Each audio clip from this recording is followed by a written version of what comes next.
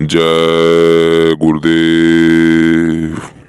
परम पूज्य बाबा जय गुरुदेव जी महाराज ने मथुरा अगस्त 2003 को सत्संग सुनाते हुए कहा कि जो कर्म इस शरीर से लोग कर रहे हैं उसकी माफी तब तक नहीं होगी जब तक सतगुरु नहीं मिलेंगे। कोई भी सामान धन वहां साथ जाने वाला नहीं है, संत ही कर्म कर्जे को चुकाएंगे। इसीलिए महात्मा पुरुषों ने कहा है कि संतों की शरण में जाओ।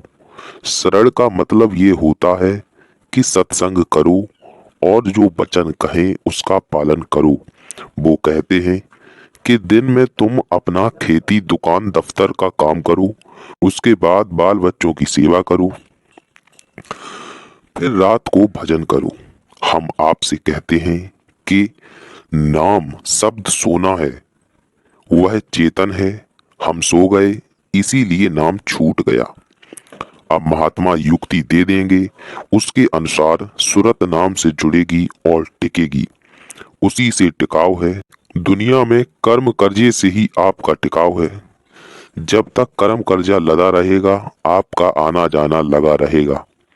इसी को न जानने के कारण दूसरे के सामान को, दूसरे के शरीर को आप अपना मानते हैं। जब वह अपना शरीर लेगा, इसमें से चेतन को अलग कर देगा, तो सब सामान धरा का धरा रह जाएगा, तुम रोते रह जाओगे। स्वामी जी महाराज ने एक कहानी सुनाते हुए कहा, एक गधा था, धोबी के काम आता था। रोज धोबी उस पर सामान लाद कर नदी के किनारे ले जाता था। नदी उसके घर से दूर पड़ती थी। कुछ दिन बाद गधे की पीठ में फुंसी हो गई। धोबी का एक दोस्त भिस्ती था। उसने कहा कि गधे को हमारे साथ भेज दो, हम उसको ले जाएंगे, अस्तबल में रखेंगे, वहां बहुत सारे घोड़े रहते हैं, वहीं इसका इलाज हो जाएगा। गधे को भिस्ती ले गया। अस्तबल में जहां घोड़े रहते थे वहीं एक किनारे उसको भी बांध दिया।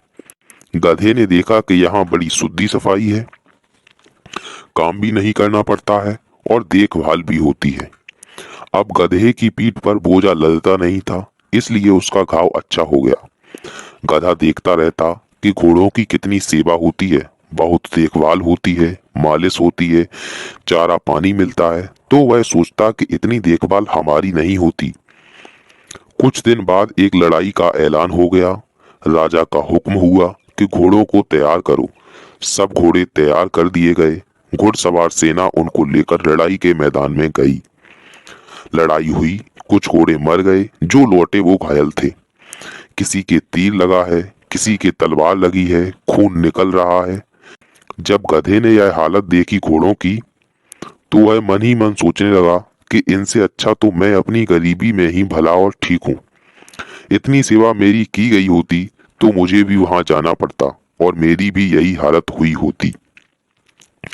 उसने मन ही मन उस मालिक का शुक्राना किया कि हे मालिक, तूने मुझे यहाँ रखा, तेरी बहुत बड़ी दया है, मैं अपनी गरीबी में ही बहुत अच्छा हूँ।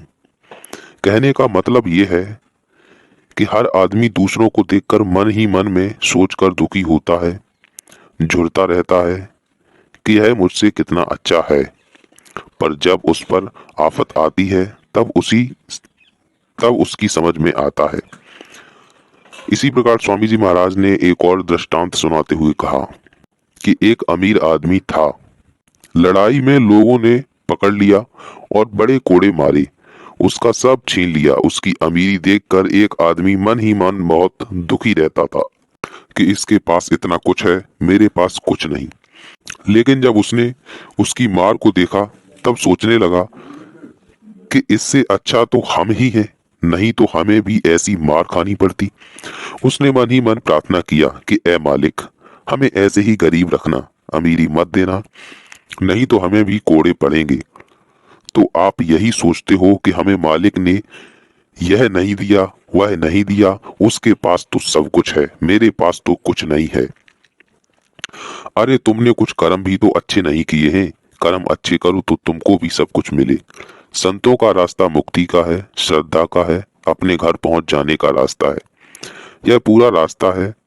अब आप हट करोगे तो क्या समझ पाओगे?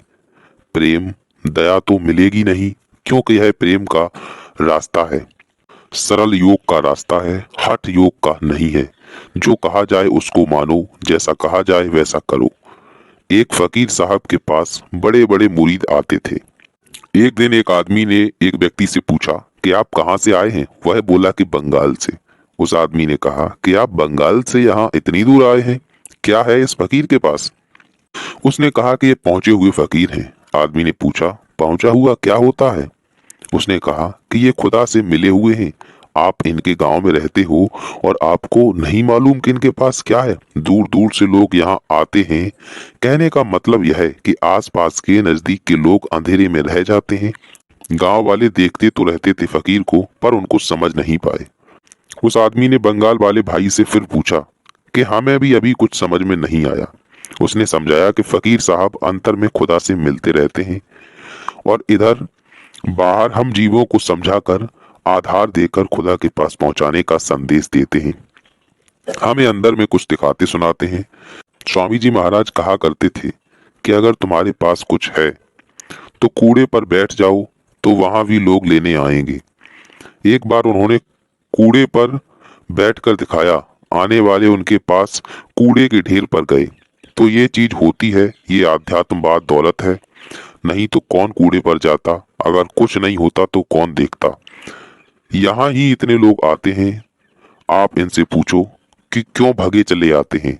जय गुरुदेव।